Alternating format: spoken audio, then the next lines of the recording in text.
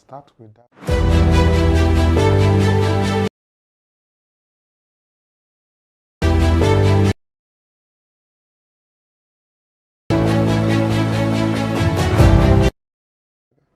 Good day, everyone. Welcome to Obedient Family TV. The program is Hope Alive. Yes, there is hope, and a new Nigeria is possible. Now, good morning, afternoon, and evening, depending your time zone.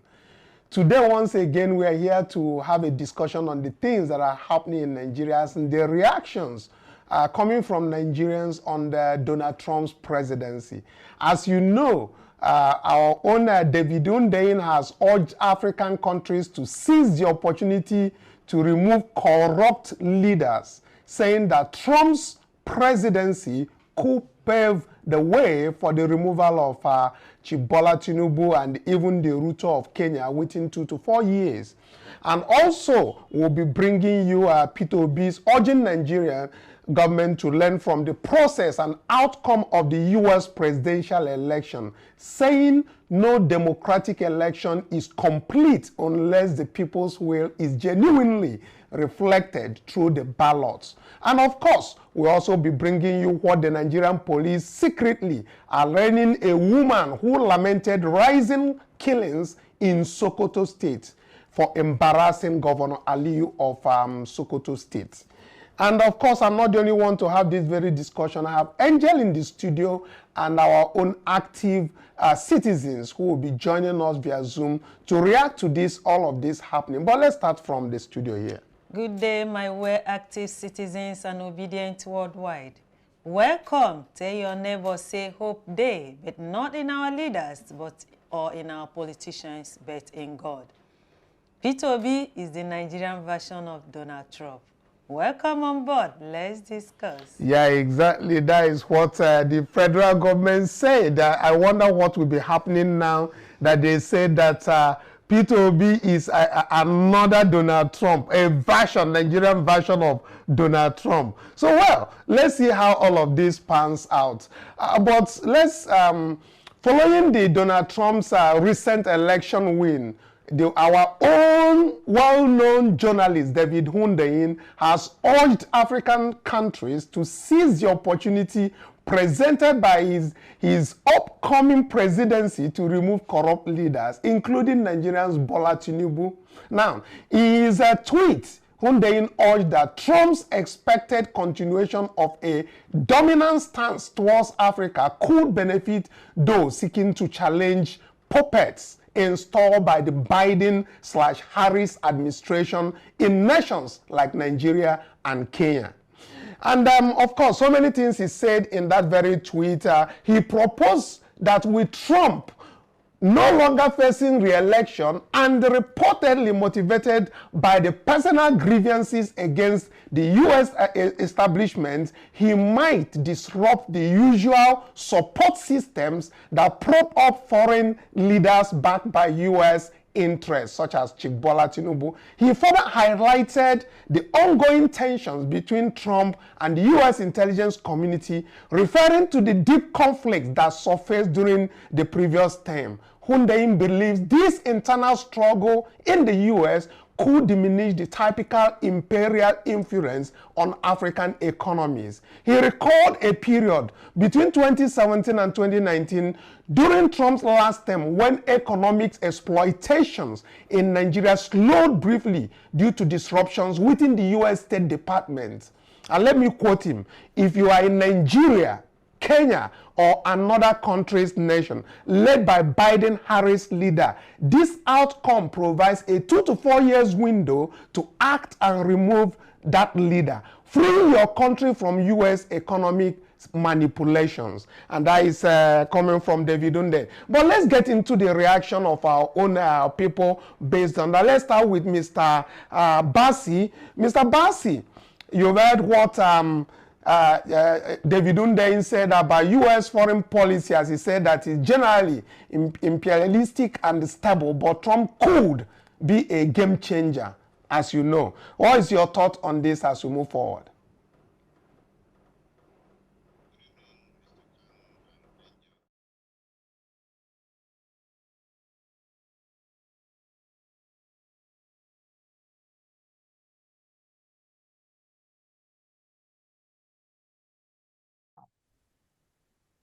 the change of government, because if you notice, U.S. policy on African countries or foreign policies have not really changed, except on the fact that the Republican will always want to tighten their immigration policies, and maybe to some extent reduce some level of interference in the affairs of the governments in those countries. But like I said, let's not start to jubilate. Let's just allow the new government to come in and see the outlook and begin to walk through it. But what I would also say is that it also gives opportunity for Nigerians who are truly yearning for a proper democratic government, less corrupt government, to begin to watch the affairs of and begin to put themselves in order and probably wait for an opening or eventuality and then take advantage of it. So that's what I think. And but let's not be too jubilant. It's too early to get into that. I would also agree with him. Yeah, but there's something I want to bring. If you recall that during Donald, Really hear what you're saying. Okay, I'm saying that if you can hear me now, that during during previous term, mass resignations at the State Department occurred, and it was the intelligence community that spread the false claim that Russia helped him win, leading to federal investigation that yielded nothing. And recall again that Trump despises these groups for his own reasons. And for those same groups are now behind the imposition of puppets that are leaders and exploitative in different African countries. So the take on David Hundeyin also of the fact that Biden administration aided and abetted these puppets that are in different countries, including Nigeria. Yes, absolutely. Because if you notice, even leading into the presidential election in Nigeria, where the government of the U.S. were rather acting complacent and aloof on issues that were raised that borders on the then candidate, who is now the president. And they were not helping Nigerians at all in that regard. So it therefore shows that they were actually aiding the enthronement of this particular government. But we now have a new sheriff who is going to take the mantle of leadership come January. Let's see how things go from there, and hope that Trump will come with his usual, well, would I call it charismatic way of leadership. But one thing that is of note is that, Trump would, his second coming is more like a vendetta. He would probably not take it easy with some of the people who had wanted to nail him. And of course, those people are not going to be comfortable even on the saddle. There's already an inkling that the special counsel handling most of his case is already trying to tidy up his desk. Obviously, he knows what is going to come. And on that case, I even doubt that that case is going to go further from where they stop. There's likelihood that it's going to be dropped, because now that he has emerged as the president, you cannot go ahead and sentence the president. So it's that case is already dead, as much as I know. Maybe until when Trump is out of the office. So that's the way I look at it. Again, let's take what His Excellency Mr. Peter Obi spoke about just yesterday. He said, I extended my congratulations to President Donald Trump on his successful return as the 47th President of the United States. I am optimistic that his victory will reinforce democracy worldwide and contribute to fostering much needed global peace.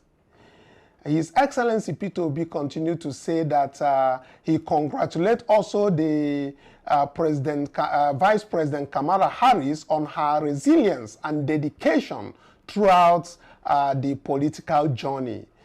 As we know, she contested with courage and strength, yet in the end, the will of the people prevailed, according to His Excellency Peter Obi. He said that the peaceful conduct of this U.S. election, along with the efficient transmission and the release of results, should serve as an example and inspiration for us here in Nigeria to abandon outdated practices such as electoral malpractice, vote buying, election violence, and network disruptions that continue to hinder our democratic process. And he said, no democratic election is complete unless the people's will is genuinely affected through the ballots. As a nation, he said, let us collectively work to restore the integrity of our electoral system and ensure that our process for choosing leaders is free, fair, and reflective of the people's true desires. Congratulations to the United States of America. A new Nigeria remains possible. Signed, P.O. Now, before we get to Mr. Kinney on Zoom, Angel, I see your teeth smiling and all that. His Excellency Peter Obi obviously has congratulated, but if you notice, he also congratulated the loser, which is Vice President Kamala Harris, which everybody is just congratulating the winner, but he went ahead to, show her some love. What are your thoughts on that? Yeah, our PO is always the best because he would like to do the good ones, even those sides that nobody is thinking about that side, he will always go there. Because true, the woman tried. Because the distance between her and Trump wasn't much. It is much.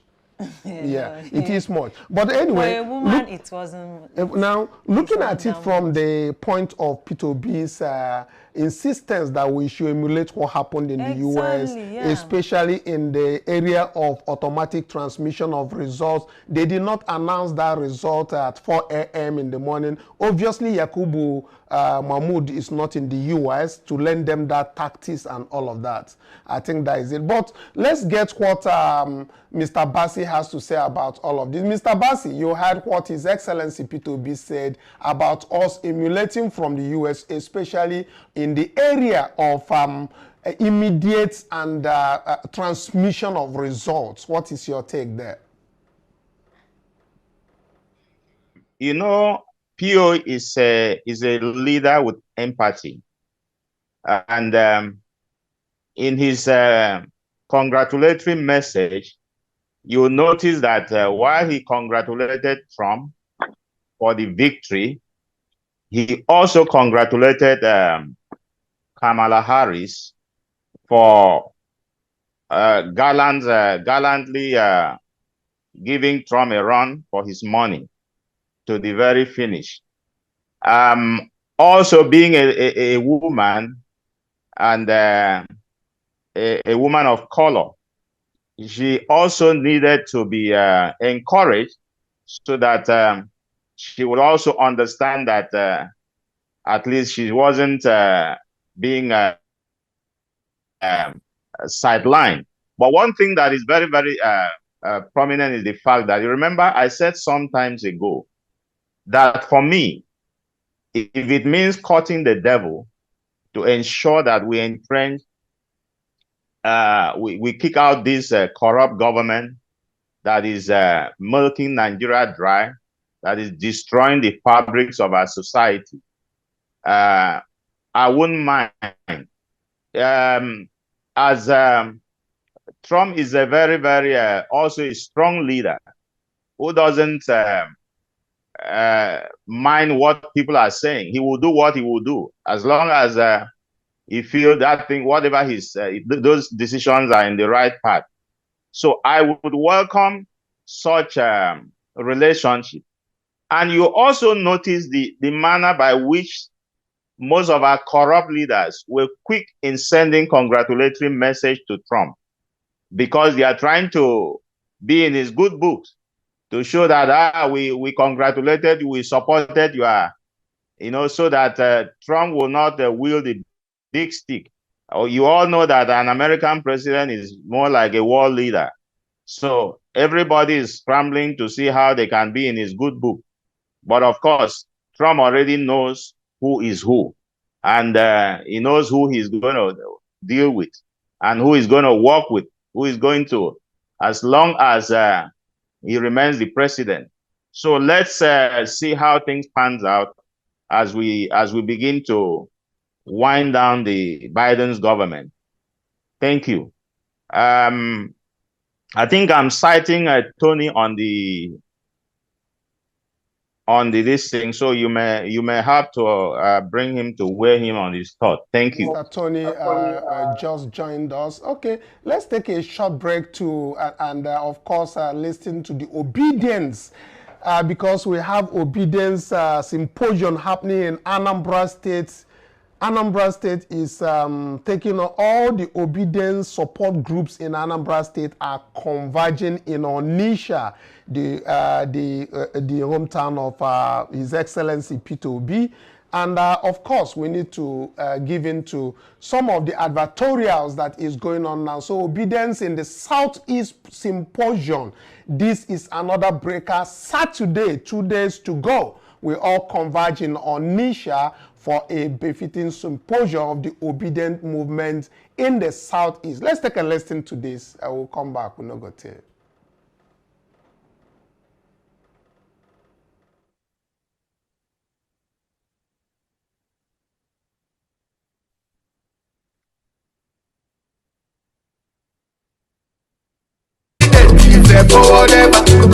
Southeast Symposium 2024.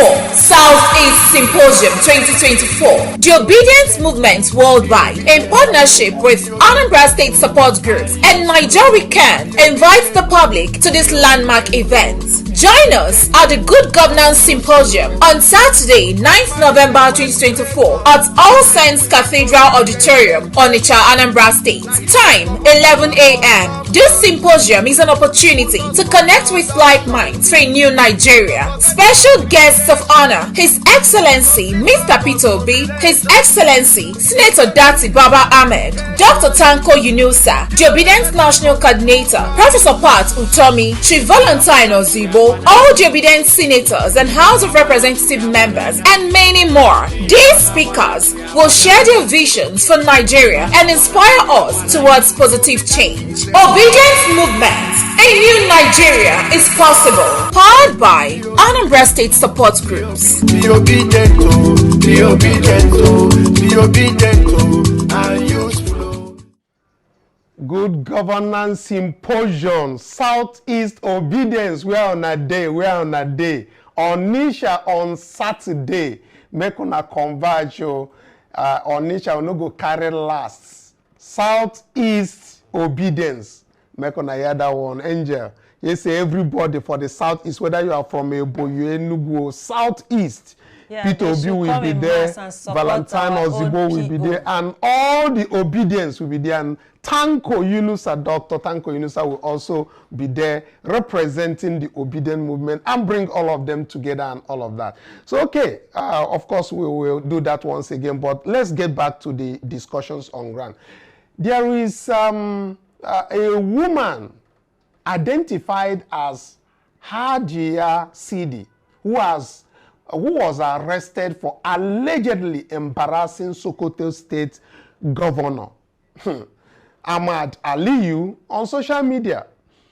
This woman, you know, when PO is talking about state capture, everybody is just focusing on PO, talking about Tinubu, thinking it is just about Tinubu capturing the entire. When we talk about state capture, it has gone beyond from presidency to the entire nation. It has gone towards, tilted towards the states, Angel. And if you look how it has been going on from the conducting the local government elections, we see that they not just catch the whole people, but they subject them to trauma. I mean, what you call capture. Votes were not counted. Well, not even about votes not being counted, Angel, but what happened? So, but let's get back to the report that came in. This woman Hundeyin was arrested during this very weekend on orders of the state government of Sokoto. She was arraigned secretly without having access to a lawyer nor family members. The kind of thing that happened to these same minors that we have been talking about until they exposed it. This same woman had in a video lamented about insecurity in Sokoto state. She's called Hundeyin, had also demanded an end to the incessant killings by gunmen in the state. Sokoto, as we know, is one of the states in the northern region plagued by criminals known or called bandits who raise and loot villages, kill residents, burn houses to the ground and go away. At the end of the day, this woman has been detained by the state government for calling the governor to rescue their people. Now, what we are doing here is that we are appealing to the governor and the commissioner of police to release this woman. To release this woman. It is the duty of the government to secure and guide the people of their citizens in each state. That she went to the social media and called out the governor about the plight of their people, the killings done by the bandits must not be subject. And which courts are doing this nonsense? Why our courts so wicked? Even to a woman. Angel, a woman like you, being treated like this. It's so disheartening. Because the thing is, why should they arrest her for saying the truth? Are they not supposed to applaud her? They are supposed to applaud her. And knowing fully well she's also from Sokoto, looking after her own state, is it now bad for you to complain, for you to cry out, oh, there is insecurity in my state? Is it not the duty of the state governor to say, oh, you did well, let's investigate and do the needful? And this woman did not even protest. She's just saying it out loud in the media, in the social media, that's all. What the governor was after is his own integrity. Say she's embarrassing the state. How is she embarrassing the state when she's the one telling you the truth? Why should you subject her to arrest instead of the governor doing the needful? People are dying, and that is the truth. Whether the man likes it or not, people are dying. There are bandits in Sokoto. Well, Gombe has joined in the harassment of social media and the opposition voices over criticism of their governors. Governors across the country are increasingly targeting opponents, social media users, for allegedly insulting or embarrassing them. Just last Wednesday, a chief magistrate court sitting in Makurdi ordered the remand of 135-year-old Paul Gain at a custodial center in Makurdi for allegedly calling the Benue State governor a womanizer. What is all this going on in Nigeria? Well, let's get the OP. I think Tony has joined us. Mr. Tony, what is your take on these things going on about their governors just doing whatever they like? Imagine even Benue State that we think that a governor that is said to be a priest, because they called him a chronic womanizer, and then somebody will have to be arraigned in court. Huh? They want to silence. What's your take on this, Mr. Tony? Was a priest. He's no longer a priest, according to reliable information. You know, this is what goes on in this country. The same way the president of this country thinks he's an emperor, the same way the governors think they are emperors. They do whatever they want to do, and they get away with it because the police are, the police commissioners are in their control, more or less, because they can tell them who to arrest and who not to arrest. So I'm not surprised. It's been going on. I mean, can you imagine? Did they watch the campaigns in the US? How the guy that was elected was abusing everybody. It's freedom of speech. It's allowed. It's in the Constitution. As long as it's not, it doesn't cause harm, physical harm. You can say whatever you want to say, almost. So, what they are doing in this country is not really democracy. They're not practicing democracy. They're just using it as a way to get into the government, reap whatever they want to rip off the commonwealth of their state, and they get away with it. Somebody that calls himself a governor will come in, start his own projects, will not care to look at the previous government, what they started and didn't finish. They will abandon it, start their own. When they leave, the next governor will come, start his own, without caring where the previous governor stopped. So it's not the way things are supposed to be in this country. How can you arrest somebody for calling out the governor to do something about insecurity? The woman cursed out the governor. It's a free country. Governor is not a king. He's not. The woman has every right to say her mind. Absolutely. So I think they should stop it right away, and look at some of our officials. I laughed when I saw some pictures. They said they were going to monitor America's election.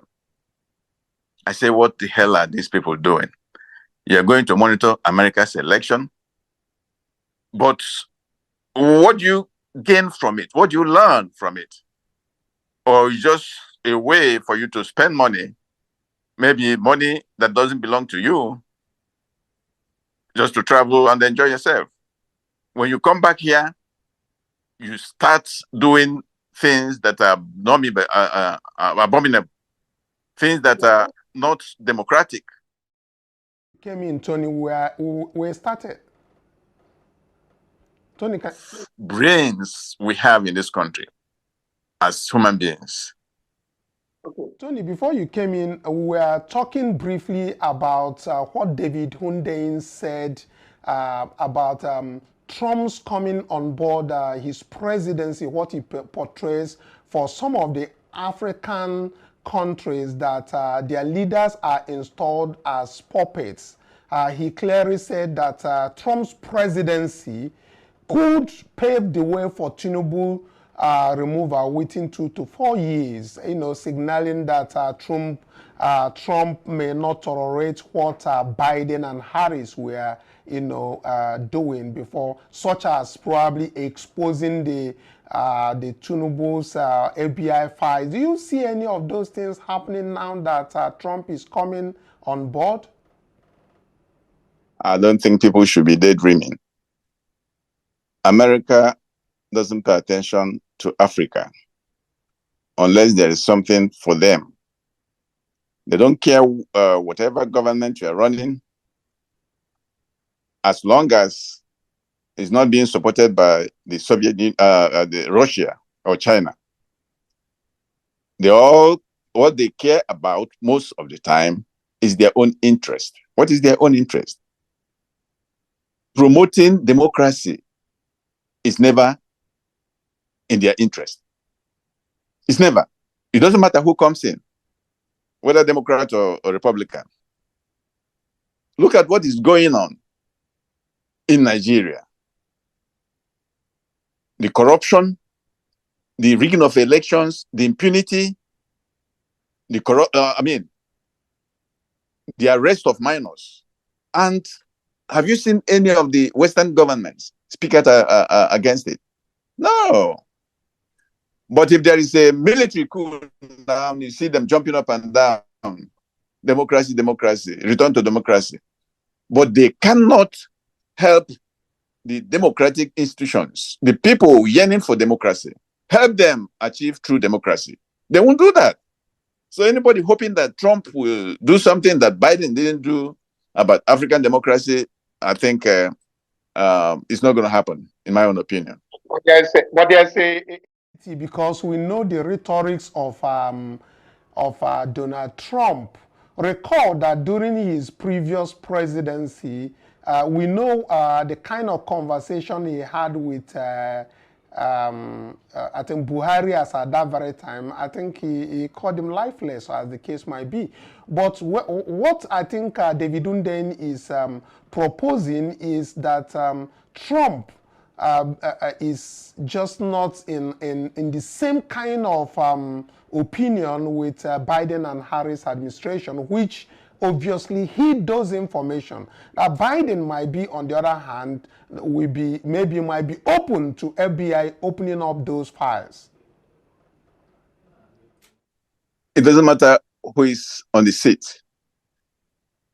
Their interest is what matters. It doesn't matter how you run your country. He can call it a shithole country. I mean, Donald Trump. He can, he calls people names, calls countries names. But when it comes to policy, the American policy will not, or the American system will not allow him to actually do what people are hoping he will do. Because the system is to protect their interest. That's it. That's it. When he was there, has he ever traveled? I mean, when he was there 4 years ago, did he travel to any country in Africa? No. Did Biden travel to any country in Africa? As of today, no. So they use us, they abuse us, they know that we are corrupt, and they can get away with whatever they want because we have corrupt leaders that cannot stand up for them and say, no, I have the interest of my country at heart. I'm not going to do what you want me to do. No. Trump is not going to in our democratic process. It would be good if he can do that. But he's not. He can just call you guys names, but he's not going to intervene or interfere or say, Tinubu, I want you to do this. I want you to stop corruption. I want you to, because they mock at us. They don't think we are capable of running our own affairs. They really do. Look at how long it's taken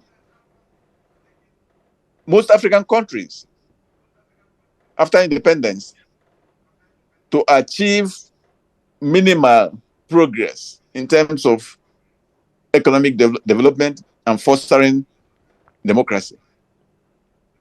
And they don't care. Okay. They just want things go their way. And they're happy about that.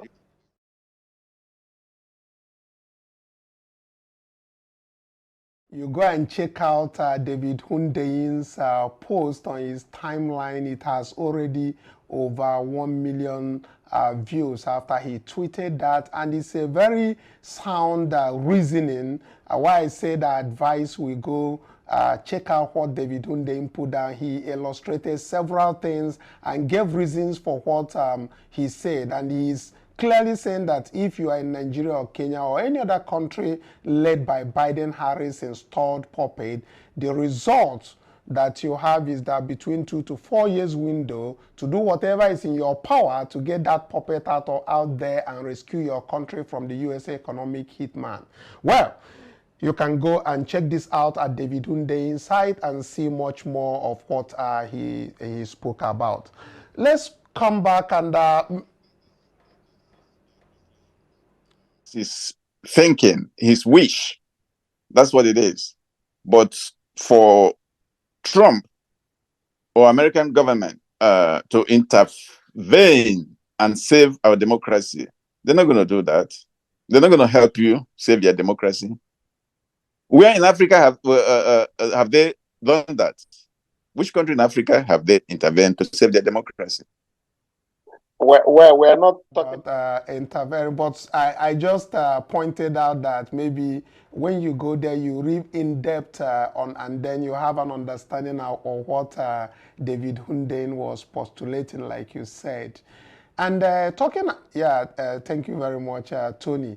Mr. Bassi, I don't know if you have anything to talk about this woman that was actually arrested, arraigned, and several other people who are handled across the states for their simple issues and issues of them speaking out, which, of course, you just have 1 minute to put your own thoughts on that. Thank you once again, Mr. Kanu. My thought on this is that we always tend to focus more attention on the government at the center and give less concentration on what is happening at the subnational. Our governors, like my friend did asserted while he was intervening with his thoughts, our governors are worse than emperors. The level of impunity, the level of things that are going on in the states are unimaginable.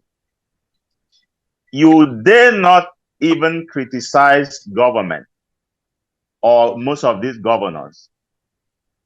They will pick you up, and people disappear in the states, unaccounted for, unannounced. So we've been hearing this over and over again. I can't imagine a governor who swore by the Constitution to protect the life of the citizen. And here you are, a woman is pointing out that there's insecurity in the state. All you could do was to pick her up, slam her into cell or in prison, lock her up. That's the height of impunity. That's the height of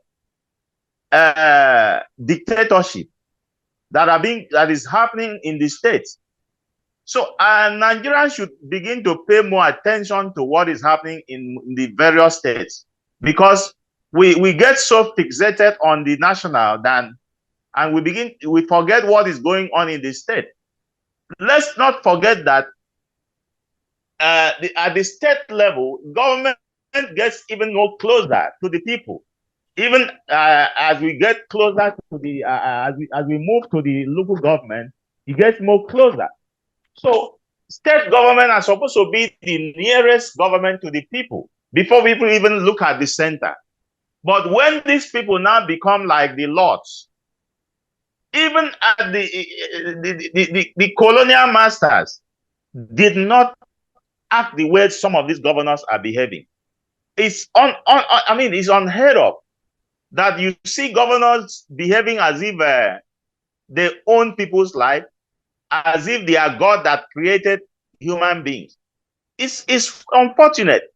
So and I wouldn't even be surprised that this is happening, because even the people at the center, maybe they are learning from the center, and when they bring it down to the subnational, they make it even more as if they are pretending over slaves.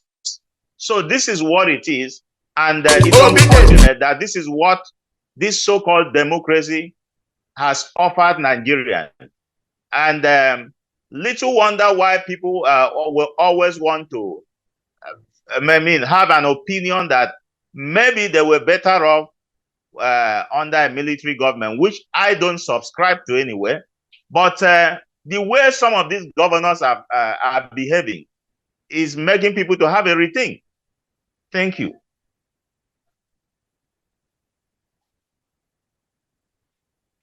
Very much, Mr. Bassi, for all of that. And of course, thank you, viewers, for being with us today. This is as much as we can take for now. Until tomorrow when we come back again, let's hear what Angel, you've heard everything they have to say. Just give us your closing remarks. Yeah, US people did it. Why can't our politicians do the same? Why can't they do the right thing, the needful, the right thing for once? They are going there to do what? Monitor what? They think US is corrupt as Nigerians. No, every of their things are transparent. What do they even learn? Nothing. At the end, they will just come back and do the opposite. Corruption everywhere. APC should allow the people's will to prevail. That is the most important thing. Thank God the APC government acknowledges that P2B is a version of Donald Trump because they know he has integrity. Can they boast of it? No is the answer. Governors will say, oh, we are the chief security of the state. And your own person said there is insecurity in the state and you arrest the person. You want to shut everybody up. So who do you want to rule then? Who do you want to lead as a leader? Thank you so much, Mr. Tony and Mr. Bassi. We appreciate you. God bless you for always coming to stay with us. My active citizens and obedient worldwide, we appreciate you. We love you. Like, share, subscribe. Thumbs up to the video. Let other obedients know what is going on. We appreciate you. We thank you. We love you. But God loves you more. Bye for now.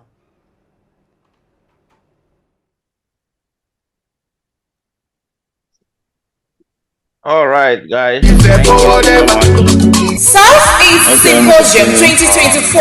Southeast Symposium 2024. The Obedience Movement Worldwide, in partnership with Anambra State Support Groups and Nigeria Can, invites the public to this landmark event. Join us at the Good Governance Symposium on Saturday, 9th November 2024 at All Saints Cathedral Auditorium, Onitsha, Anambra State. Time 11 a.m. This symposium is an opportunity to connect with like minds for a new Nigeria. Special guests of honor: His Excellency Mr. P2B, His Excellency Senator Dati Baba Ahmed, Dr. Tanko Yunusa, the Obedience National Coordinator, Professor Pat Utomi, Chief Valentine Ozibo, all the Obedience Senators and House of Representative members, and many more. These speakers will share their visions for Nigeria and inspire us towards positive change. Obedience Movement, a new Nigeria is possible. Powered by Anambra State Support Groups.